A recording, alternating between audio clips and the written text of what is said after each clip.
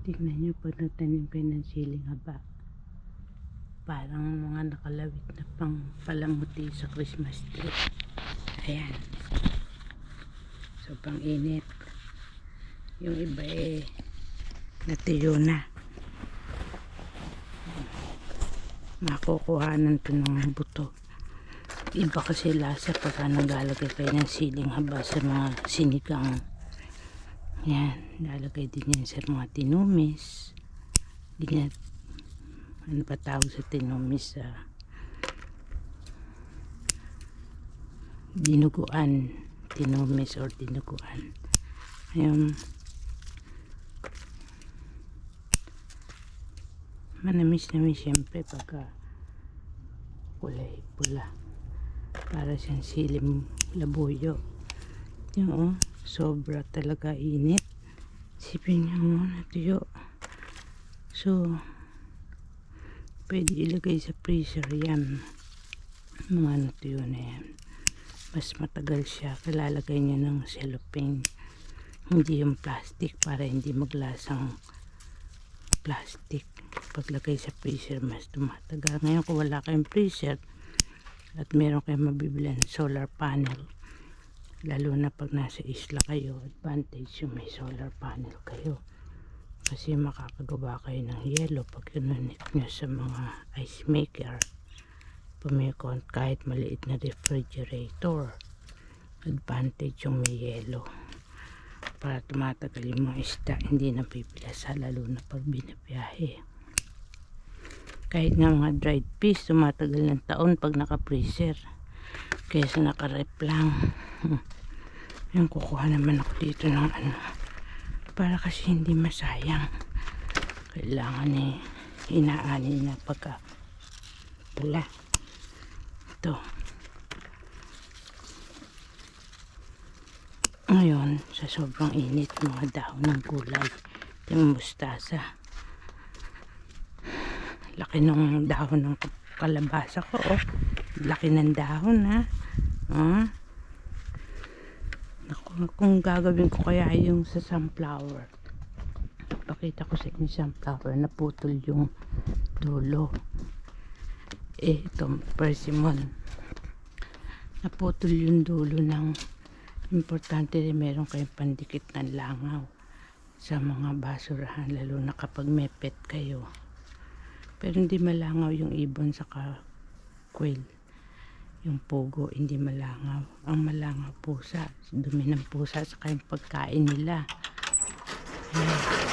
Pag nakasabit na ganyan, hindi maapektuhan masyado yung mga tanim yung mga matatamis.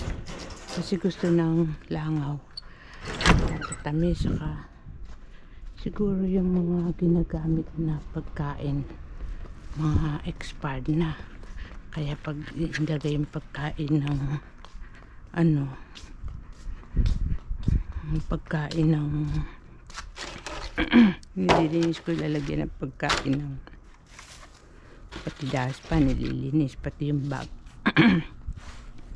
Ganito ginagawa ko sa bag, mga empty bags ng pare ito yung container. Ayan, dyan sila umiihi sa yung mga itong mga kahon nabigay lang, mga nahihingi lang sa Costco. Lalagyan nyo nito bag, lilinisin mo na, tapos patutuyo lalagay nyo sa ibabaw yan. Pwede kahit wala kayong buhangin, dyan na sila iihi, dudumi. Ngayon kung may buhangin kayo, mas mainam para hindi nangangamoy kasi tatakpan nila yun. Nabibili yun sa Kitty Digging, Walmart, o kaya kung meron kayong buhangin, lapit kayo sa dagat. Pag malapit kayo sa dagat, kukuha kayo buhangin, tapos liluhugasan nyo, wag palit ng palit, tapos babalik nyo sa dagat. Di yung kinakain yung mga isda lasang ipot. Ito naman ang globe, close up natin. kasi ang nangyari sa sobrang init. Sombrero ko kasi sobrang init. Hindi ko alam kung bakit may kagabi. Yan. Nakundot. Kita nyo yung nakundot. Dito ko nakundot. Kasi minsan hindi ko nadidiligan. Siguro pwede na tumanin. Kasi ang gusto kong kulay mga ganito. Mga ganyan. Subukan ko muna pumitas.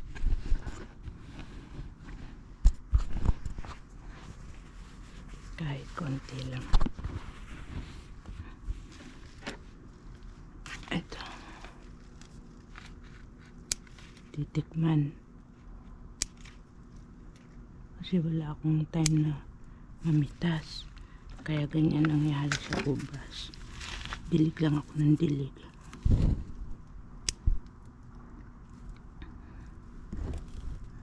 Dahil nagulat ako ganito. Hindi ko alam kung insekto. So, aalisin ko na rin kasi pampabigat lang din sa sanga. Para ayan. Para gumaang siya, hindi ko matas kasi mag-i-invite ng langaw sa insekto yan pwedeng na atake ng ng lamok, pwede rin langaw, hindi ko masabi kasi siyempre pwedeng sa init ng araw nakundot.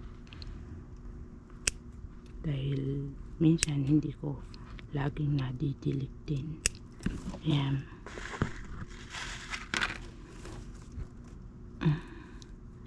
Alisin ko yung mga kundot.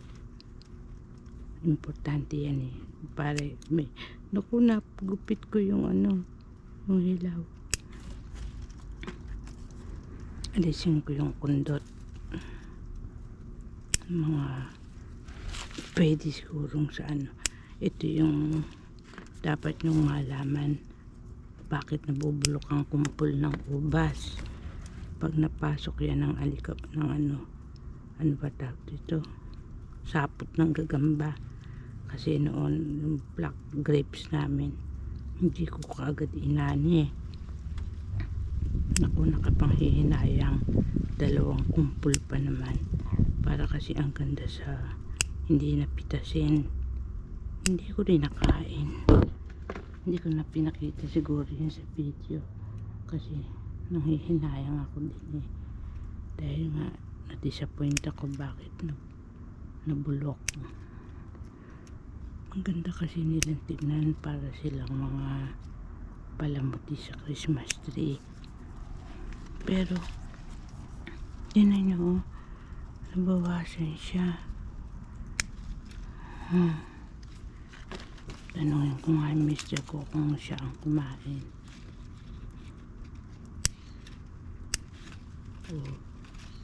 May mga opossum na umaatake kasi nakapasok na ang opossum saka raccoon, isang pirasong raccoon, isang pirasong yung squirrel.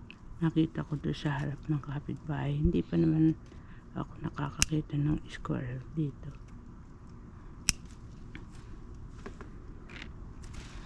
Opossum saka tinan nyo, wala na sa loob kung titignan. Inspekin ko may gumagapang-gapang kasi pag nakakakita talaga kayo ng ubas, ay nako, kaya pagka nakakita kayo ng balat ng ahas, tatawag agad kayo ng manguhuli.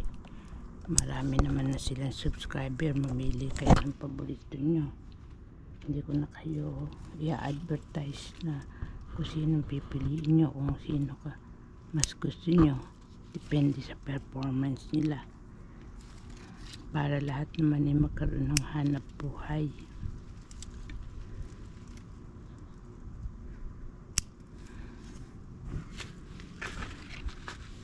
Delikado kasi ang manghuli rin ng manghuli ng ahas. Buwis buhay. Kaya kailangan mag-aano rin kayo. Assist them.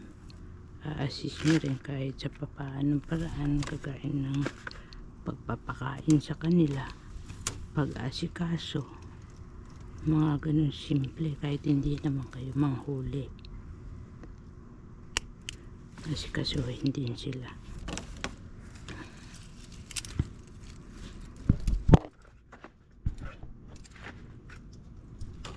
Kaya vlog out, shout out sa inyong lahat na nanghuhuli. Mag-iingat kayo.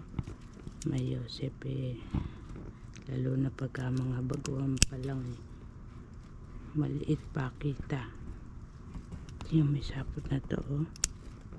Ayan, ang ibig sabihin yan, candidate na yan, bublok mga sapot, oh. Tingnan ko, titignan kasi ang kumpol, hindi mapapansin na may sapot, not unless na ipasok yung daliri nyo. Oh, alisin ko na to para kung kumakain ng candy, pagka kasi ganyan na siksik-lik-lik, maapaw na ubas, ni-inspect na yung loob niyan, parang hinihingatohan.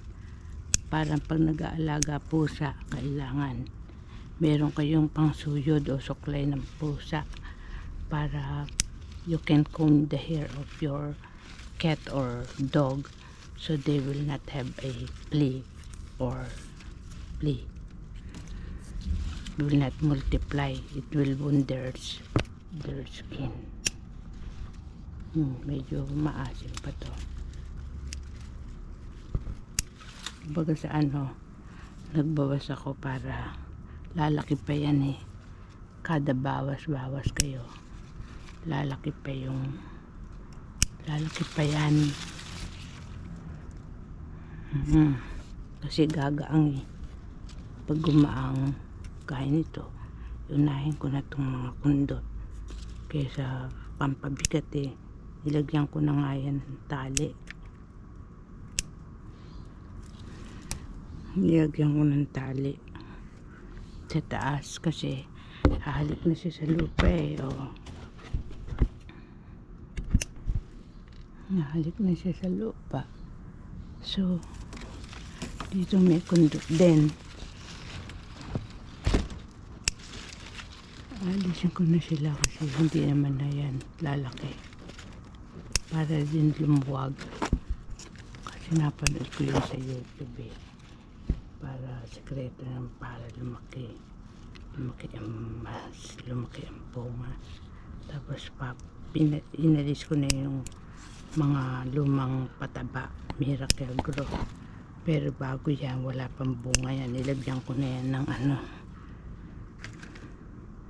dumi ng bulate, pataba kasi iyon. Saka gumagawa ako ng DIY compost fertilizer. Iniipon ko yung mga kitchen waste, basta hindi matamis, kasi kagaya ng pakwan, matamis yung balat niyan. Lalanggami naman kayo.